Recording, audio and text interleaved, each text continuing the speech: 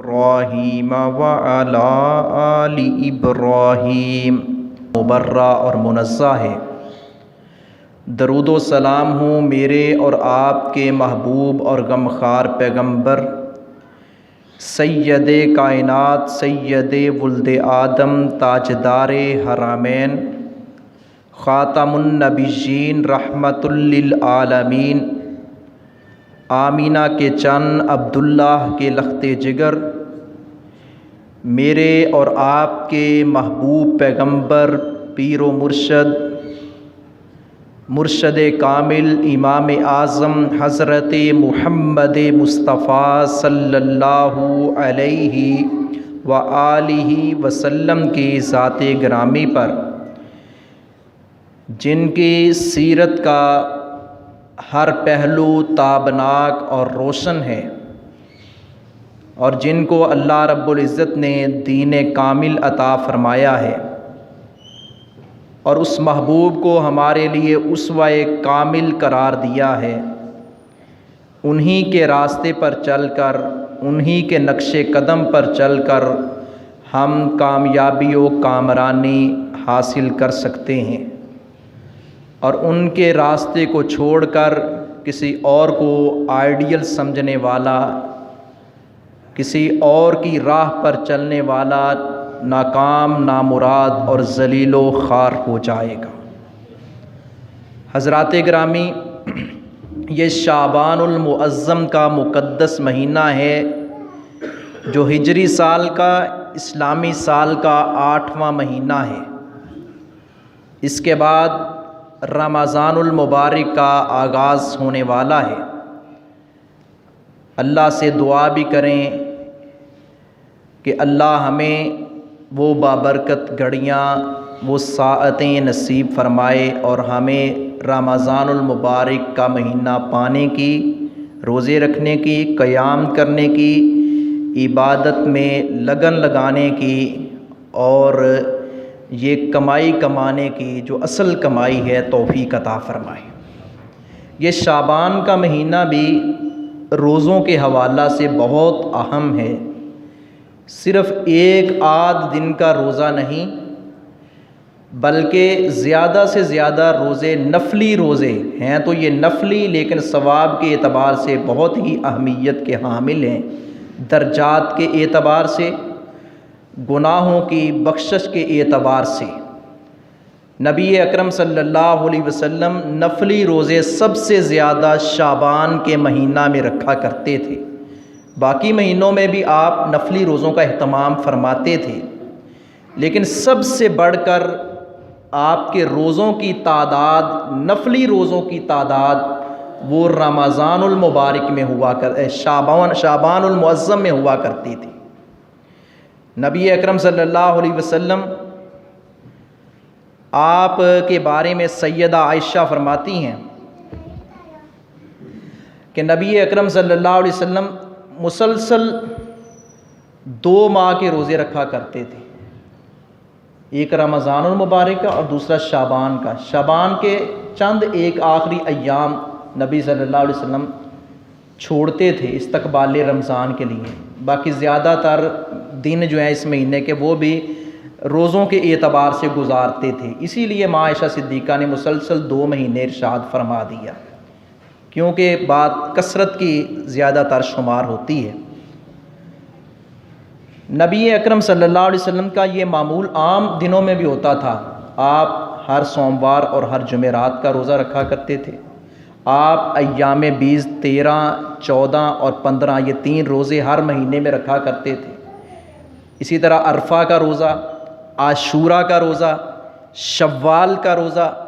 رسول اکرم صلی اللہ علیہ وسلم ایسے صوم داؤدی جسے بولا جاتا ہے کہ ایک دن روزہ رکھنا دوسرے دن چھوڑ دینا، اس طرح نبی صلی اللہ علیہ وسلم کثرت سے اہتمام فرماتے تھے۔ لیکن شعبان کے مہینہ میں آپ کا ذوق، شوق اور آپ کے روزوں کی تعداد اور زیادہ ہو جاتی تھی، اس لیے ہم شعبان کے روزوں کا بھی اہتمام کریں۔ بالخصوص وہ لوگ جو رمضان المبارک سال ہر سال سے روزے رکھتے ہیں، اللہ کی توفیق سے ہمیں وہ اہتمام کرنا چاہیے اس کا بھی۔ نبی اکرم صلی اللہ علیہ وسلم کا یہ معمول تھا۔ سیدہ ام سلمہ، سیدہ عائشہ، امہات المومنین، دیگر سب کا یہ بیان ہے۔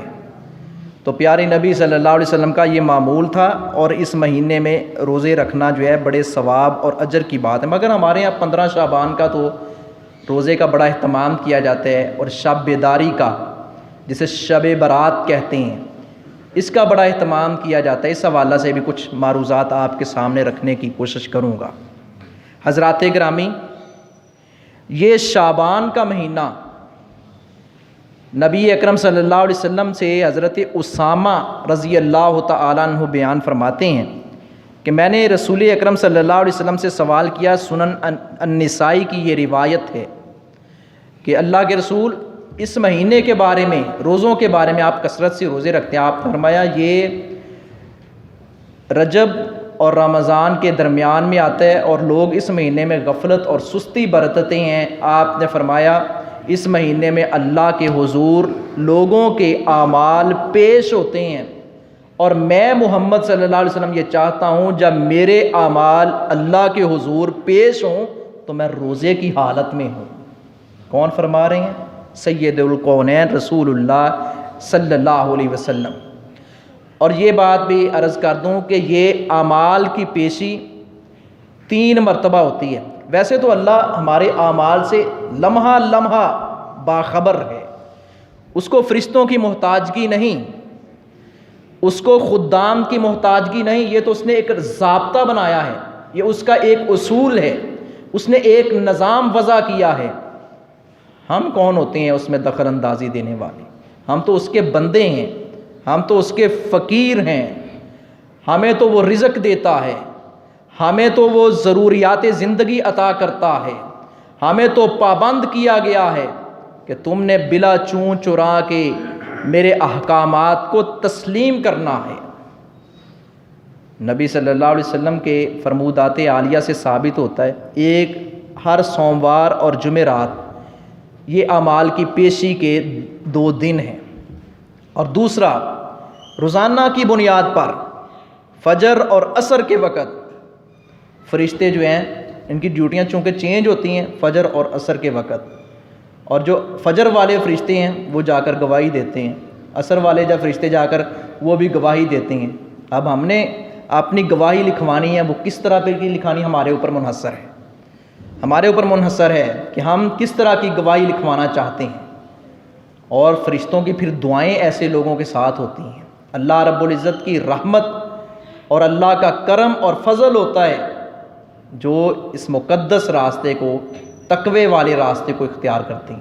فجر کے ٹائم اور عصر کے ٹائم فرشتے جا کر اللہ رب العزت کے ہاں گواہی دیتے ہیں، گویا کہ یہ ایک پیشی ہے جو اعمال جو ہیں وہ بتائے جاتے ہیں روزانہ کی بنیاد پر، اور اسی طرح ہر سوموار اور ہر جمعرات کو۔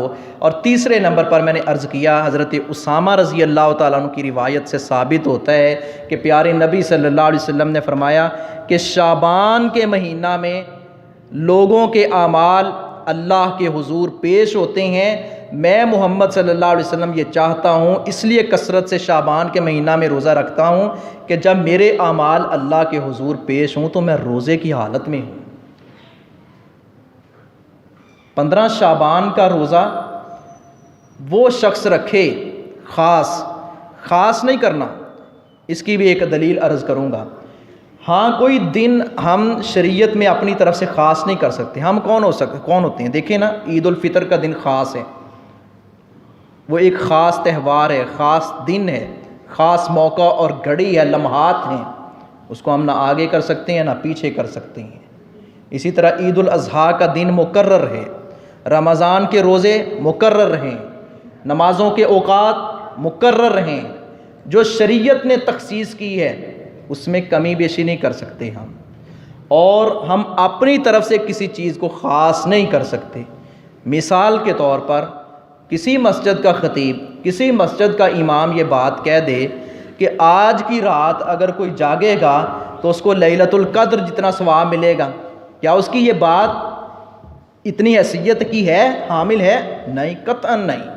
ہم کہیں گے بھائی آپ کا ادب احترام اپنی جگہ پر، وہی آپ پر نازل نہیں ہوتی، وہی رسول اللہ صلی اللہ علیہ وسلم پر نازل ہوتی۔ جیسے وہ قادری صاحب نے ایک دفعہ کہا تھا نا اسلام آباد میں، کچھ ایسی بات نہیں، انہوں نے کہا جو آج رات جاگے گا نا، جو ادھر بیٹھے گا ہمارے ساتھ، ہمارے معاملات میں شریک ہوگا، جو ہم مشن لے کر نکلے ہیں، اس کو لیلۃ القدر جتنا ثواب ملے گا۔ کسی عالم کی کوئی بھی کسی مکتبہ فکر سے تعلق رکھنے والا ہو، اس کی بات دین کا درجہ نہیں پا سکتی۔ اسی لیے تو حضرت علی المرتضیٰ رضی اللہ تعالیٰ عنہ نے فرمایا تھا کہ اگر عقل کی کوئی ویلیو ہوتی اسلام میں تو حضرت علی فرماتے ہیں کہ میری عقل یہ کہتی ہے کہ موزوں اور جرابوں کے نیچے سے مسح کیا جائے، لیکن پیارے نبی کا فرمان ہے اوپر سے کیا جائے۔ فرماتے ہیں میں اپنی عقل کو چھوڑتا ہوں، رسول اللہ کے فرمان کو ترجیح دیتا ہوں۔ تو اس لیے تخصیص ہم اپنی طرف سے نہیں کسی دن یا رات کی کریں گے۔ ٹھیک ہے آپ روزے رکھیں، میں روزے رکھوں، نفلی روزے، لیکن یہ کہنا کہ 15 شعبان کے روزے کی بڑی اہمیت ہے یا 15ویں شعبان شب بیداری کی بڑی اہمیت ہے، کچھ روایتیں ہیں وہ سند کے اعتبار سے ضعیف ہیں اور من گھڑت ہیں۔ اب یہاں بھی پھر مسئلہ ہوتا ہے، وہ بھائی ہمیں سمجھ نہیں آتی جی، ہم تو سیدھے سادھے لوگ ہیں، آپ نہیں بتانا ہے سمجھانا ہے۔ کیوں؟ ہم نے دین کو ایک ضرورت سمجھا ہوا ہے۔ جس طرح میتھ کے اصول ہیں نا، میتھ ہے اس کے اصول ہیں، انگلش کے کچھ اصول ہیں، بایو کے، کیمسٹری کے، فزکس کے، بارہا میں عرض کر چکا ہوں، منطق کے، فلسفہ کے، اسی طرح کے قرآن کے بھی اصول ہیں، تفسیر ہے، اصول تفسیر بھی ہے، حدیث ہے، اور حدیث کے ساتھ اصول حدیث بھی ہے۔ اور یہ صرف ہماری اپنی بات نہیں ہے، اہل سنت کے تینوں مکاتب فکر اس بات پر متفق ہیں کہ حدیث کو سمجھنے کے لیے اصول حدیث سیکھنا ہوں گے، تفسیر کو سیکھنے کے لیے اصول تفاسیر سیکھنے ہوں گے۔ حضرات گرامی، سند کے اعتبار سے وہ روایتیں صحیح نہیں ہیں۔ ایک روایت 15ویں شعبان کے بارے میں صحیح ہے، اس میں بھی شب بیداری کا نہیں ہے۔ پیارے نبی صلی اللہ علیہ وسلم نے اتنی بڑی خوشخبری سنائی ہے، بغیر جاگنے کے وہ خوشخبری ہم پا سکتے ہیں، مگر وہ کیا ہے؟ آپ نے ساتھ 2 شرطیں بیان فرمائیں۔ آپ نے فرمایا 15ویں شعبان کی رات اللہ رب العزت اپنی مخلوق پر نظر رحمت کرتا ہے، سوائے مشرک کے اور سوائے کینہ پرور کے۔ یہ 2 بدبخت ایسے ہیں، ان کے علاوہ اللہ سب کو معاف فرما دیتا ہے۔ یہ مفت میں اتنی بڑی نیکی اور عبادت، بس شرک سے بچیں۔ اب شرک کیا ہے یہ بھی ہمیں سمجھنا ہوگا۔ وہ جی امت تے شرک ہونا نہیں، مسلمان مشرک ہو نہیں سکتا، مسلمان چور ہو سکتا ہے، کوئی چوری کر لے نا یہ چور ہے جی، کوئی نہیں کہتا نہیں جی اس نے کلمہ پڑھا ہوا ہے۔ کوئی زنا کرے کوئی نہیں کہتا جی اس نے کلمہ پڑھا ہوا ہے، چھوڑو، مسلمان کوئی زانی ہوتا ہے نہیں۔ اچھا جب شرک کی بات آتی ہے نہیں، مسلمان مشرک ہو ہی نہیں سکتا، جبکہ قرآن کہتا ہے وَمَا يُؤْمِنُ أَكْثَرُهُم بِاللَّهِ إِلَّا وَهُمْ مُشْرِكُونَ، لوگوں کی اکثریت ایسی ہے جو اللہ پر ایمان بھی رکھتی ہے، شرک بھی کرتی ہے۔ اب شرک جو ہے، اب تو وہ لوگ بھی شرک کرنے لگ گئے ہیں جو اپنے آپ کو بڑے توحید پرست، ان کے اندر بھی کوتاہیاں آ گئی ہیں، اس لیول کی تو نہیں، لیکن یہ ایک رستہ ہوتا ہے جب بندہ کوئی تھوڑی تھوڑی چیز کی رعایت سمجھتے ہوئے کوئی نہیں جی کوئی نہیں، یہ بھی کر لیں کیا، یہ بھی کر لیں کیا، سارے لگے ہوئے کر نہیں، ہمارے اندر بھی وہ توحید کے اعتبار سے وہ پختگی، وہ رسوخ نہیں رہا جو کسی دور میں ہوا کرتا تھا۔ میں بھی اور آپ بھی، ہم سب بحیثیت مسلمان، ہم یہ شرک جو ہے اس کو اپنے اندر سے ختم کریں، غلط نظریات، اللہ پر توکل کریں، غلط نظریات کی تردید کریں، ترک کریں۔ شرک سے بچنا بہت بڑی بات ہے اس دور میں، اور دلائل تو اور بہت سارے ہیں، میں بات کو مختصر کرتا ہوں۔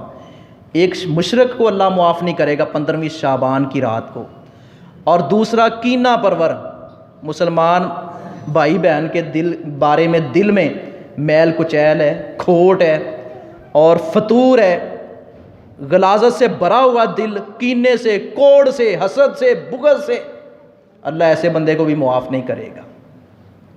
15ویں شعبان کی رات یہ 2 جس کے اندر خامیاں نہیں ہوں گی اللہ اس کو معاف فرما دے گا، اس لیے ہم ان دونوں خامیوں سے بچنا چاہیے۔ اور اس کے لیے نبی صلی اللہ علیہ وسلم نے کوئی عبادت کی شرط نہیں لگائی کہ جو ساری رات جاگے گا۔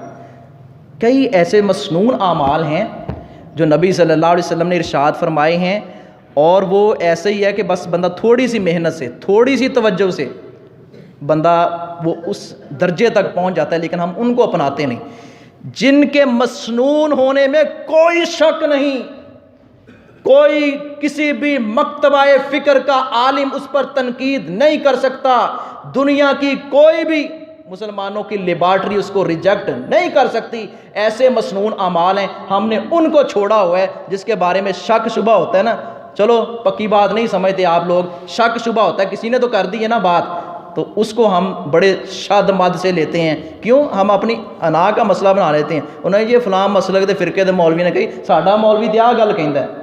نہیں، ہم نے دیکھنا ہے کس مولوی صاحب کی بات قرآن حدیث سے میچ کرتی ہے، ہم نے اس کی بات کو لینا ہے۔ میری بات قرآن حدیث سے میچ کرتی ہے، میری لیں۔ اگلی مسجد کے کسی امام خطیب کی بات قرآن حدیث سے میچ کرتی، اس کی بات لیں۔ صحابہ کے عمل سے ملتی ہے تو لیں۔ کیوں؟ یہی مقدس ہستیاں جن کو اللہ رب العزت نے ہمارے لیے نمونہ کرا دیا۔ ایک دو مثالیں عرض کروں گا، ہیں تو کئی اعمال، اس پر انشاءاللہ کبھی تفصیلی جمعہ پڑھاؤں گا کہ چھوٹے چھوٹے اعمال، عمل قلیل ہے، عمل تھوڑا ہوتا ہے لیکن اجر بہت زیادہ ہوتا ہے۔ جیسا کہ رسول اللہ صلی اللہ علیہ وسلم نے فرمایا، جو عشاء کی نماز با جماعت پڑھے اور فجر کی نماز بھی با جماعت پڑھے، ساری رات سویا ہوا ہے، اس نے کوئی تہجد نہیں پڑھی، اللہ پوری رات عبادت کا ثواب عطا فرما دیتا ہے۔ اتنی بڑی خوشخبری۔ میں نے عرض کیا کوئی مسلک، کوئی عالم، مسلمانوں کی کوئی لیبارٹری اس کو ریجیکٹ نہیں کر سکتی، کوئی شک بھی نہیں کر سکتی۔ اسی طرح نبی اکرم صلی اللہ علیہ وسلم نے فرمایا، جو فجر کی نماز پڑھے اور بیٹھا ذکر اذکار وہیں کرتا رہے حتیٰ کہ اشراق کا وقت ہو جائے، وہ اشراق وغیرہ کی، چاشت وغیرہ کی نماز پڑھ کر جائے، تو اللہ رب العزت اسے ایک حج اور ایک عمرے کا ثواب عطا فرماتے ہیں۔ ساتھ آپ نے فرمایا پورا ثواب، اور آپ نے فرمایا یہ 3 مرتبہ فرمایا پورا ثواب، پورا ثواب، پورا ثواب۔ کتنے یہ مسنون اعمال ہیں جو ہم نے چھوڑے ہوئے ہیں، لیکن ہم ان کے پیچھے لگے ہوتے ہیں۔ اب سنیے 15ویں شعبان کے حوالہ سے، ہمارے یہاں مشہور ہے کہ 15ویں شعبان کی رات پتہ جڑتا ہے، لکھا جاتا ہے کس نے مرنا ہے، کس نے زندہ ہونا ہے، کس کی پیدائش ہوگی، کس کی موت ہوگی، کس کو رزق ملے گا، سب کچھ۔ جبکہ یہی چیزیں رسول اللہ صلی اللہ علیہ وسلم نے فرمایا، بچہ ابھی ماں کے شکم میں ہوتا ہے تو اللہ رب العزت لکھ دیتے ہیں اس کا رزق کتنا ہے، اس کی عمر کتنی ہے، شقی ام سعید، یہ نیک بخت ہوگا کہ بد بخت ہوگا، یہ سب کچھ اسی وقت لکھا جاتا ہے۔ اگلی بات، لیلۃ القدر کی رات میں فرشتوں کو صرف ڈیوٹیاں دی جاتی ہیں، لکھا پہلے ہوا ہے، ڈیوٹیاں دی جاتی ہیں کہ آپ کا یہ شیڈول ہے، انا انزلناہ فی لیلۃ القدر وما ادراک ما لیلۃ القدر لیلۃ القدر خیر من الف شہر۔ 83 سال 4 مہینے کی عبادت سے بہتر ہے۔ اللہ رب العزت نے فرمایا جس رات کی عبادت 1000 سال سے بہتر ہے۔ کئی باتیں سنائی جاتی ہیں لیکن جو مسنون اعمال ہیں ہم ان کو ترجیح دیں، ان کو ہم ترجیح نہیں دیتے۔ اور اسی طرح سورہ الدخان، یہ 2 مقامات خاص ہیں جہاں اللہ رب العزت نے تذکرہ کیا ہے اس رات کی شان کا، اس رات میں عبادت کرنے کا۔ اور یاد رکھیں وہ رات جو ہے وہ 27 رجب کی نہیں ہے، وہ 15 شعبان کی نہیں ہے، وہ رمضان کے آخری عشرے میں آتی ہے، اور وہ بھی صرف 27ویں نہیں ہے، 25ویں بھی ہو سکتی ہے، 23ویں بھی ہو سکتی ہے، 21ویں بھی ہو سکتی ہے، 29ویں بھی ہو سکتی ہے، 27ویں بھی ہو سکتی ہے، طاق راتوں میں۔ یہ اس رات کی فضیلت ہے جو ہم نے بغیر سمجھے سمجھائے ہم نے نا صرف 2-3 اور راتیں جو ہے نا ان کو اتنا درجہ دے دیا ہے، جبکہ رسول اللہ صلی اللہ علیہ وسلم نے یا آپ کے صحابہ نے یا آپ کے اہل بیت نے ان راتوں کا اہتمام نہیں فرمایا۔ نبی اکرم صلی اللہ علیہ وسلم نے یوں بھی فرمایا، میں نے عرض کیا تھا کہ کسی دن کو، کسی رات کو ہم عبادت کے لیے خاص اپنی طرف سے نہیں کر سکتے، چاہے کوئی کتنا بھی بڑا محدث ہو، فقیہ ہو، اللہ کا ولی ہو، ہم کہیں گے آپ کا ادب احترام اپنی جگہ پر، وہی آپ پر نہیں آتی، وہی رسول اللہ پر آیا کرتی تھی۔ نبی رسول اللہ صلی اللہ علیہ وسلم ہے، دین بطور شریعت آپ کی بات کا نام ہے، دین اللہ رب العزت کے کلام کا نام ہے، اور صحابہ نے، اہل بیت نے اس کی عملی تصویر بن کر دکھایا ہے۔ پیارے نبی صلی اللہ علیہ وسلم نے فرمایا لا تختصوا لیلۃ الجمعۃ بقیام من بین اللیالی، آپ نے فرمایا جمعے کی رات کو عبادت کے لیے خاص نہ کرو، یہ صحیح مسلم کی روایت ہے، جمعے کی رات کو عبادت کے لیے خاص نہ کرو۔ اور ولا تخصوا یوم الجمعۃ بصیام من بین الایام، یہ صحیح مسلم کی 1144 نمبر روایت ہے، آپ کھول کے دیکھ سکتے ہیں۔ اور جمعے کے دن کو آپ نے فرمایا روزے کے لیے خاص نہ کرو، کہ بندہ سمجھے جمعے والے دن بہت ثواب ہونا ہے، ویسے رکھے ہی نہ روزے کبھی، لیکن جمعے والے دن رکھ لیں، نہیں۔ ہاں آپ نے فرمایا آگے روایت میں وضاحت ہے، ایک بندے کا عادی ہے وہ روزے رکھ رہا ہے، بیچ میں جمعہ آ گیا وہ بھی ساتھ ملا لے، لیکن اسپیشل صرف جمعے کے دن کو روزے کے اعتبار سے اہمیت دینا، اور جمعے کی رات کو، حالانکہ جمعے کا دن پتہ کتنی اہمیت کا حامل ہے، آپ نے فرمایا سید الایام، یہ تمام دنوں کا سردار دن ہے جمعے کا دن، لیکن آپ فرماتے ہیں رسول اللہ صلی اللہ علیہ وسلم، آپ نے فرمایا جمعے کی رات کو اور جمعے کے دن کو عبادت کے لیے خاص نہ کرو۔ جب جمعے کے دن کو یا جمعے کی رات کو ہم عبادت کے لیے خاص نہیں کر سکتے، پھر کسی عام دن یا کسی گھڑی کو ہم کون ہوتے ہیں جو خاص کر دیں عبادت کے لیے؟ ہاں اگر جیسے میں نے عرض کیا 13، 14، 15 رسول اللہ صلی اللہ علیہ وسلم ہر مہینے کا آپ چاند کی تاریخ کے اعتبار سے 13 کا روزہ، 14 کا روزہ اور 15 کا روزہ رکھا کرتے تھے، اسے ایام بیز کے روزے بولا جاتا ہے۔ اگر کسی نے 15 شعبان کا رکھنا ہے وہ صرف 15 شعبان کا نہ رکھے، اس نیت سے نہیں، وہ صرف 13 بھی ملائے ساتھ، 14 بھی ملائے، 15 بھی ملائے، پھر ٹھیک ہے، لیکن سمجھے کہ شاید صرف 15 شعبان کے روزے کی بڑی اہمیت ہے، حالانکہ میں نے عرض کیا رسول اللہ صلی اللہ علیہ وسلم یکم شعبان سے لے کر آپ آخری چند ایک ایام چھوڑتے تھے، نفلی روزے سب سے زیادہ پیارے نبی صلی اللہ علیہ وسلم شعبان کے مہینے میں رکھا کرتے تھے، باقی مہینوں میں بھی اہتمام فرماتے تھے، لیکن شعبان کے مہینہ میں رسول اللہ صلی اللہ علیہ وسلم اس کا خاص اہتمام فرماتے تھے۔ جہاں یہ ثواب کی بات ہے، اجر کی بات ہے، درجات بلندی کی بات ہے، ان دنوں کے روزوں کا اہتمام کرنا اور گناہوں کی معافی اور تلافی کا ذریعہ ہیں یہ روزے، اس کے ساتھ ساتھ یہ ایک پریکٹس بھی ہے رمضان المبارک کے، مستعد ہو جائیں۔ سلف صالحین تو رمضان المبارک 6 ماہ پہلے، 3 4 ماہ پہلے دعائیں کرتے تھے، اللہ رمضان المبارک کا مہینہ ہمارے نصیب میں کر دیں۔ تو کئی لوگ ڈر رہے ہیں بھی رمضان کا مہینہ پھر آ جانا، روٹی بند ہو جانی، نہیں، ڈرنا نہیں چاہیے، ہماری زندگی کا مقصد ہی یہی ہے، باقی تو ضروریات ہیں، اللہ عمل کرنے کی توفیق عطا فرمائے۔